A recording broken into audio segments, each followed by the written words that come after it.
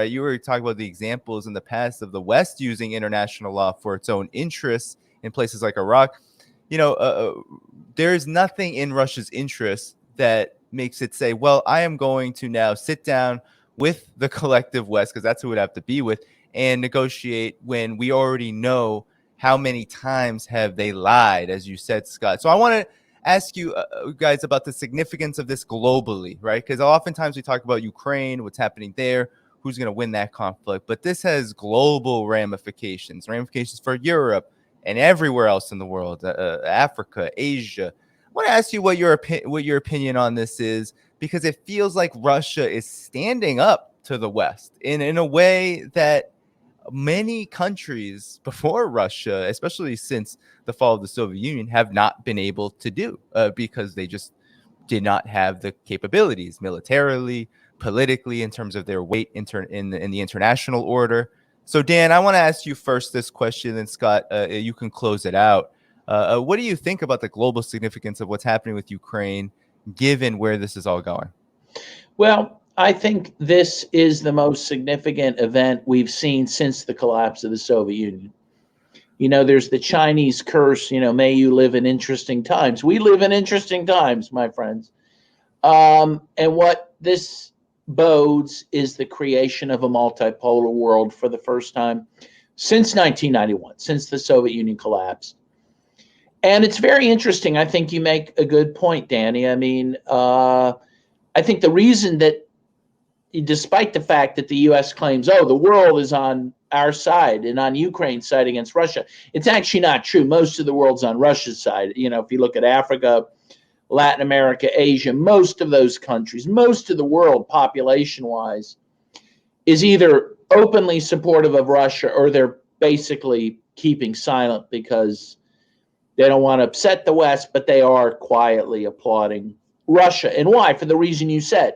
Because certainly since 1991, the U.S. and NATO have had their way with the world. They've invaded countries at will, mostly without Security Council authorization, sometimes with, but they did whatever they pleased in Iraq, Afghanistan, Libya, Serbia, and the world saw this happening and couldn't stop it. And now, as you said, Danny, Russia has drawn a line in the sand and said, we've had enough. You're not going to get your way anymore. We will defend our homeland. And I do think this is defending the homeland. So I will see and raise, Scott, on the issue of the self-defense. I just want to point out, yes, it was collective self-defense, in that they were defending the Donbass, that, as you mentioned, had a referendum, declared independence. Russia recognized them, pointed to the International Court of Justice advisory opinion on Kosovo, which found Kosovo was, could declare independence without a referendum, right? And so Russia said these are even better circumstances for that. They declared collective self-defense. But in addition to that, Russia viewed this as defense of their own homeland. They knew if Ukraine invaded the Donbass en masse, they would not stop there. With NATO's support, they keep going into Russia. And when I was in Russia, again, I just got back right before December, people in Russia view this as they viewed Operation Barbarossa, as a invasion of Russia by not just Germany, but by the collective West, right? The West didn't open up a second front against the Germans till 1944. Russia was basically left to its own devices for 3 years to fight Nazi Germany. And they view this in the same way, that if they didn't engage in this attack, that they would be fighting NATO on their own territory. And so, and most of the world understands that. Africa understands that in their time of need, the Soviet Union supported Cuba to help liberate Southern Africa, right? And help overthrow apartheid, which Nelson Mandela recognized. People in the developing world have a residual sympathy for Russia because of what the Soviet Union did, one, in defeating Hitler, and two, in helping liberate the colonized world, right? And so they're supporting Russia now, and they're supporting them because Russia's doing what no one else did, as you said, Danny. They're fighting back, and they're defending themselves. The U.S. position has always been no one else has the right of self-defense but the U.S., right? Going back to Washington, if the Native Americans defended themselves, that was considered a terrorist act. They had to be punished. Same with the Vietnamese, right? The Vietnamese attack us on their own homeland. They're terrorists. They must be destroyed, even if you're a woman or a child, right? The Russians are saying, no, no, no, no. We're not playing by those rules anymore. We have a right to self-defense. The Russian ethnics in Donbass have a right to self-defense, and we're going to exercise it. And most of the world recognizes that. This marks the birth of a multipolar world, and we are witnessing it. We are living in interesting times, and honestly, I consider it a blessing. I want to see the birth of a multipolar world. I just hope we avoid a nuclear conflict in the meantime. That's what I have to say. Yeah, Scott, what are your thoughts? Oh, sorry, you're muted. Oh no, his mic. There we go. There we go. I was coughing, so I didn't want you guys to hear my All right. my struggle with my body. But no, I agree. Ditto everything Dan just said. I'll just put a little bit of my spin on it. This conflict is more than just what's happening in Ukraine.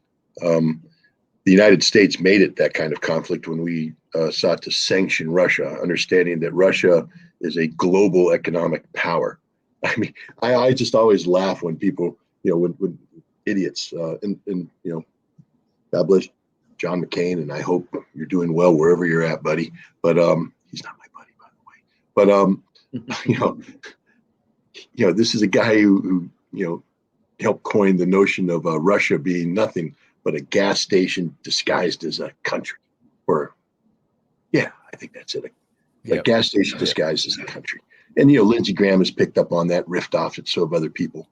And that's okay. I mean, but you don't want to be a Humvee on a superhighway in the middle of nowhere in weather like there is right now, running out of gas, in need of that gas station. You see, Russia's not just a gas station. They're a global gas station. They have connectivity throughout the entire world. The energy security framework of the entire globe is fully integrated into Russia. So when you say we're going to sanction Russia, to do that properly, you need the entire world to play, and the entire world isn't ready to play. They don't want to play. Not only that, Russia was able to play it back. I mean, you can't be Europe and say we're gonna stand up to Russia, and we're not going to buy any Russian gas. Okay, what gas are you going to buy? Well, America's promised to help us out on that one. Well, America's promise is worth what it's worth to everybody else. Nothing. What has America done?